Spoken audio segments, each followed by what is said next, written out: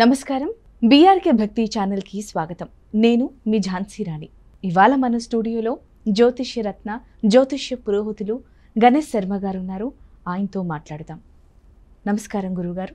నమస్తే అమ్మా.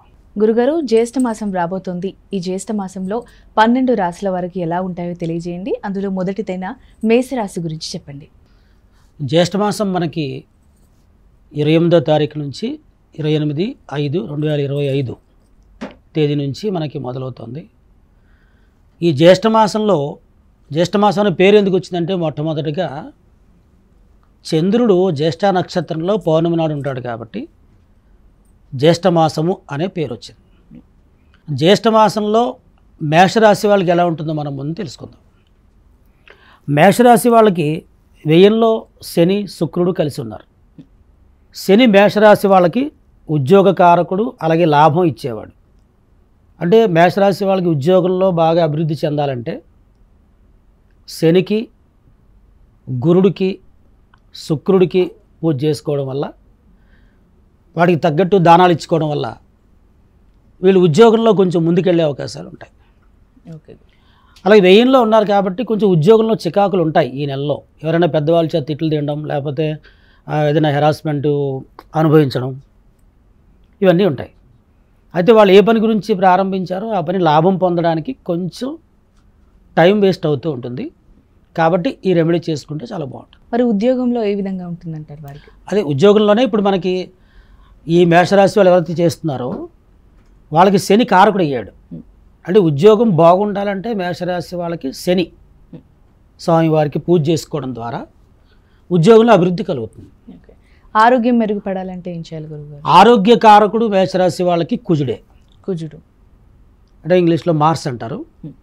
ఈ కుజుడికి పూజ చేసుకోవడం ద్వారా, అలాగే కొంచెం కోపం తగ్గించుకోవడం ద్వారా, సుబ్రహ్మణ్య ఆరాధన ఇవన్నీ చేస్తుంటే ఈ మేషరాశి వాళ్ళకి కందులు దానం ఇవ్వడం. ఈ జ్యేష్ఠమాసంలో 4-5 మంగళవారాలు వస్తాయి.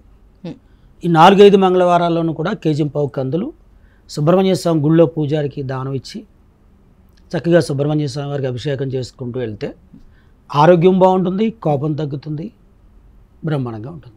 ఓకే. పెళ్లి కానీ అబ్బాయి కానీ అమ్మాయి కానీ ఏ విధంగా బాగుంటుంది అంటారు? పెళ్ళికి కారకుడైనటువంటి గ్రహం మేషరాశి వాళ్ళకి శుక్రగ్రహం. శుక్రగ్రహం తులారాశిలో ఉంటాడు. ఈ శుక్రుడు వ్యయంలో పడ్డాడు కాబట్టి ఈ జ్యేష్ఠ మాసంలో సంబంధాలు కుదరవు. నెక్స్ట్ వీళ్ళకి శ్రావణ మాసంలో సంబంధాలు కుదురుతాయి. ఓకే గురు.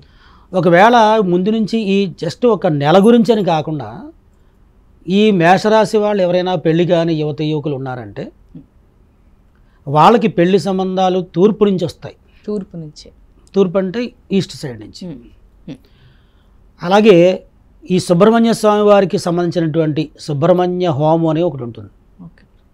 ఇది చేయడం ద్వారా కుజదోష నివారణ అయ్యి వీళ్ళకి మంచి సంబంధాలు వచ్చే అవకాశాలు ఉంటాయి. ఆడవాళ్ళు మగాళ్ళు ఇద్దరికీ. ఎవరికైతే కుజ దోషం అనేది ఉంటుందో, దోషం అంటే ఏమిటంటే వీళ్ళు ఒప్పుకోకుండా ఉండేటటువంటి గుణాన్నే మనం దోషం అని పిలుస్తున్నాం.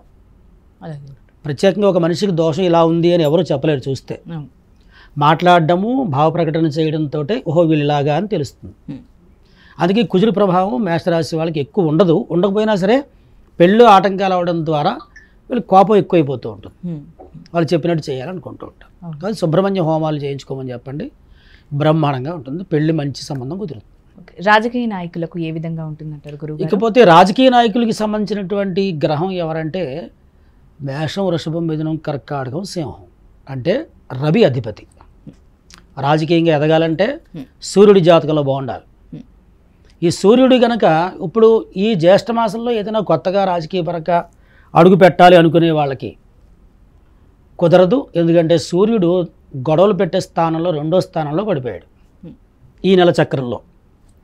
ఈ నెల గోచార చక్రంలో, మాస చక్రంలో 2వ స్థానంలో శని పడ్డాడు కాబట్టి, సూర్యుడు పడ్డాడు కాబట్టి రాజకీయ పరంగా కొంచెం ఇబ్బందులు ఉంటాయి. సంతానానికి సంబంధించిన విషయాల్లో ఎక్కువ ఖర్చులు పెడుతూ ఉంటారు వాళ్ళు మేషరాశి వాళ్ళకి. కాబట్టి ఆ ప్రయత్నాన్ని విరమించుకుని వచ్చే నెలలో అయితే పై వచ్చే నెలలో ప్రయత్నం చేస్తే బాగుంటుంది. సినిమా రంగంలో ఉన్న వారికి ఏ విధంగా ఉంటుంది గురుగారు? ఇంకా సినిమా రంగంలో ఉన్న వాళ్ళకి కళాకారకుడు, అలాగే శుక్రుడే కారణం. శుక్రుడు రచన సంబంధించింది, బుధుడు కళకి సంబంధించింది చంద్రుడు. ఈ 3 గ్రహాలు కూడా కళాత్మక రంగంలో సినిమా, నాట్యము, సంగీతము, డెకరేషను, అలంకారాలు, సివిలు ఇవన్నీ కూడా ఇస్తారు. అది ఈ నెల మాత్రం ఈ శుక్రుడు వెయిల్లో పడ్డాడు కాబట్టి ప్రయత్నాలు చేస్తూ ఉంటారు, కానీ కొంచెం ఇబ్బందులు పడుతూ ఉంటారు. వీళ్ళు బొబ్బర్లు దానం చేస్తే కొంచెం మెల్లగా నివారణ అవుతుంది. సంతానం లేని వారికి ఏ విధంగా ఉండబోతుంది గురుగారు? అదే సంతానానికి సంబంధించినటువంటి ఈ జ్యేష్ఠ మాసంలో చూసుకుంటే సూర్యుడే కారణం. సూర్యుడు కొత్తగా పెళ్ళైన వాళ్ళు 2-3 ఏళ్ళు అయ్యి పెళ్ళయ్యి సంతానం లేక కొన్ని ఇబ్బందులు పడుతూ ఉంటారు. వీళ్ళకి సూర్యుడికి, తర్వాత బంధుత్వకారకుడు బుధుడికి, అంటే రవి, బుధ, కుజ, ఈ 3 గ్రహాలకి కంటిన్యూగా ఒక 8 వారాలు చేసుకుంటూ వెళ్తే సంతానం బాగుంటుంది. ఒకవేళ సంతానం ఉంటే కూడా వాళ్ళు ఎక్కువ ఖర్చులు పెట్టేస్తూ ఉంటారు కాబట్టి అది కూడా నివారణ అవుతుంది అన్నమాట.